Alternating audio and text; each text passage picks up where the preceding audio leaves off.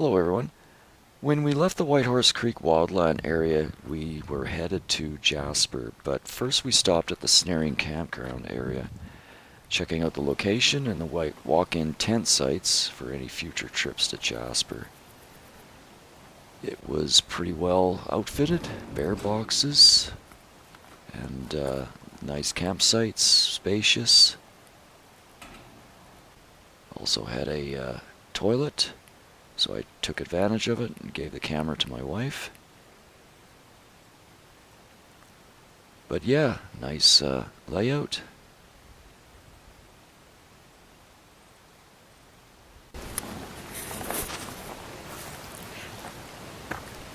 Let's go for a walk. Okay, here we have a tree with a very strange beak-shaped structure. Very strange.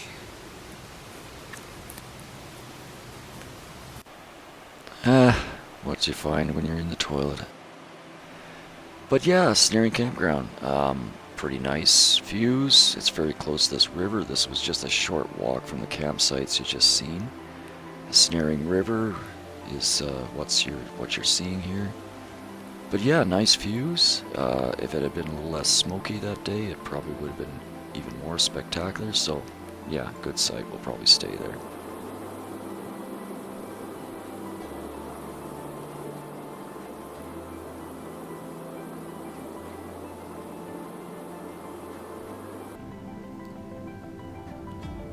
Yeah, these guys, this is on the way back to Jasper. We're along the main highway again. And you can pretty much guarantee that these guys are going to be there every time. But yeah, this time we were lucky. We got some shots of the little guys here.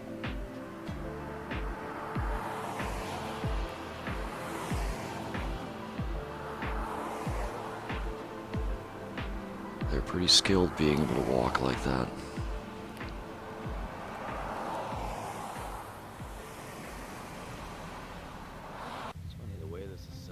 And then yeah, we finally made it to Jasper and relaxed for the afternoon.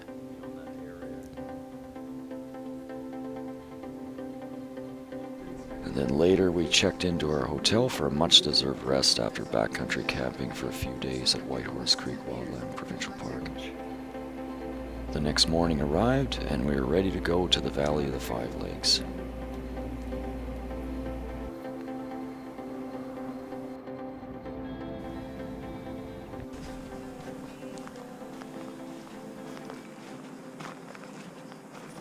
The Valley of the Five Lakes is south of Jasper on Highway 93 and can be seen in the circled area.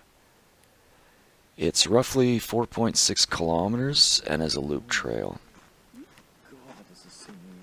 I suggest that you go fairly early because it does get pretty crowded. By the time we left that parking lot that you seen earlier, it was full to the brim, so people were having trouble parking. So we got there about 7 in the morning, and it gave us a lot of room and a lot of time to see things. This boardwalk crosses the Wabasso Creek, which you'll see in a couple seconds.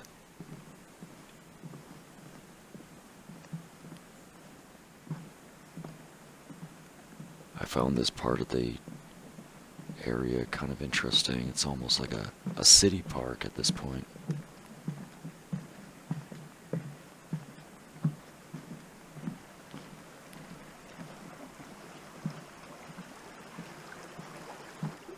And there's the Wabasso Creek. Pretty small, but it feeds the lakes in the area.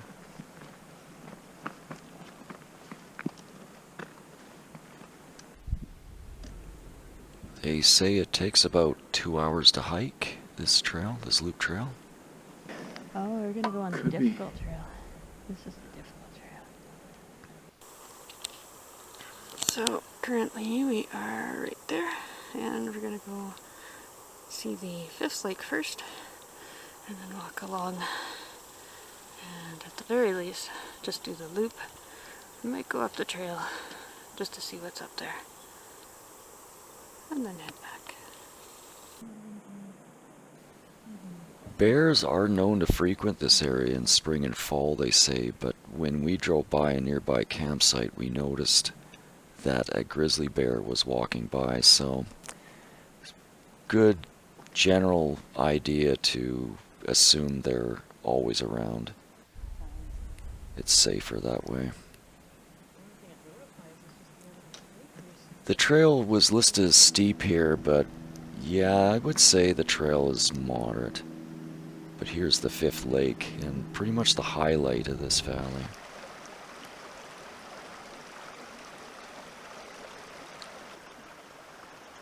By far, as far as I'm concerned, the most beautiful of the five.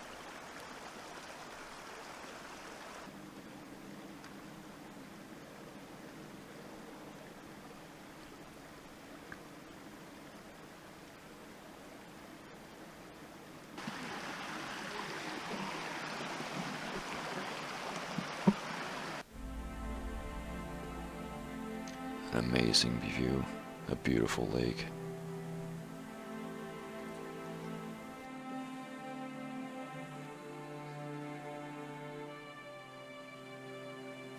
It was interesting too.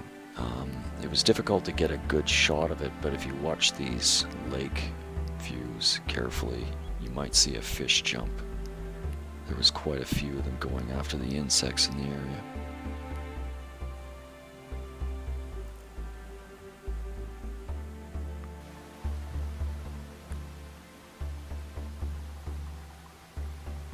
But without a doubt, a beautiful area and definitely worthwhile.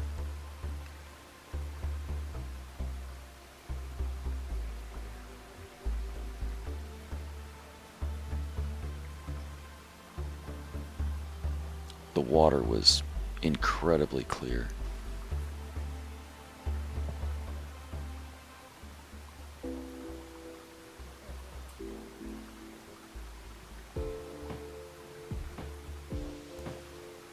Yeah, if you look in the lower right there, a fish just jumped. Again, hard to capture that. But yeah, I just couldn't get over how clear this water was. Beautiful, beautiful.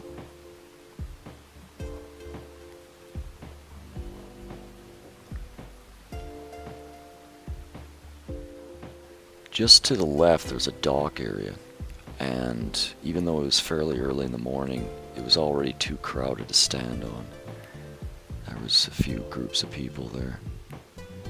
Yeah, this guy, I was trying to get better film. It was going under the water fishing.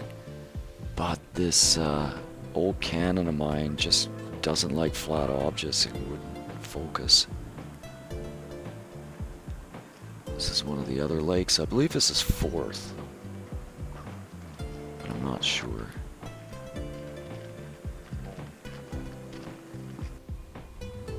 Again, a very nice view.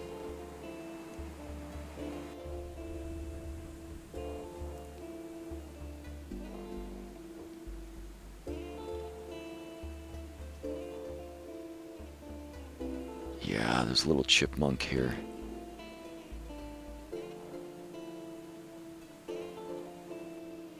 He was pretty tame, I would say. I'm gonna go out on a limb here and say that probably people have been feeding him nuts. And he was really begging for attention here. I would rather people didn't feed wildlife. At the end of the day, it's probably not for their own good.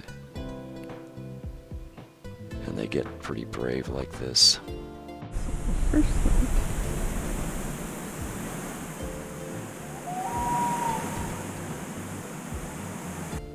Yeah, we heard it, but couldn't get a video of it. I don't know where it was, but... Oh yeah, this tree. I'm not sure whether this was lightning or fire, but this thing was literally oozing sap from everywhere. That white on the ground is just drippings of sap.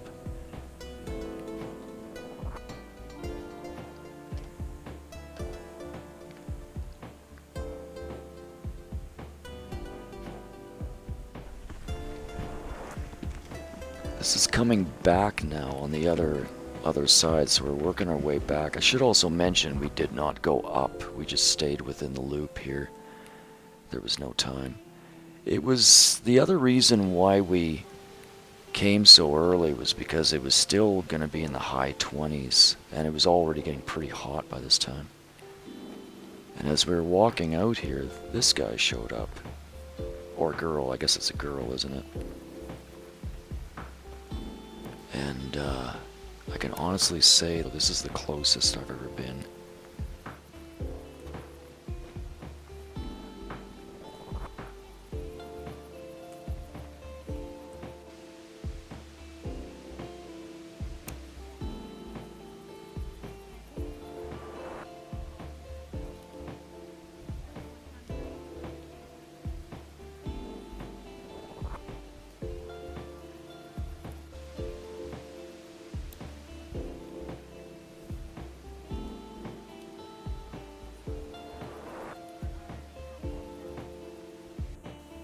Yeah, this strange rock on the bank there. I called it Grandfather Rock. It was a really interesting thing to see. I hope you guys enjoyed that. Thanks for coming over the channel.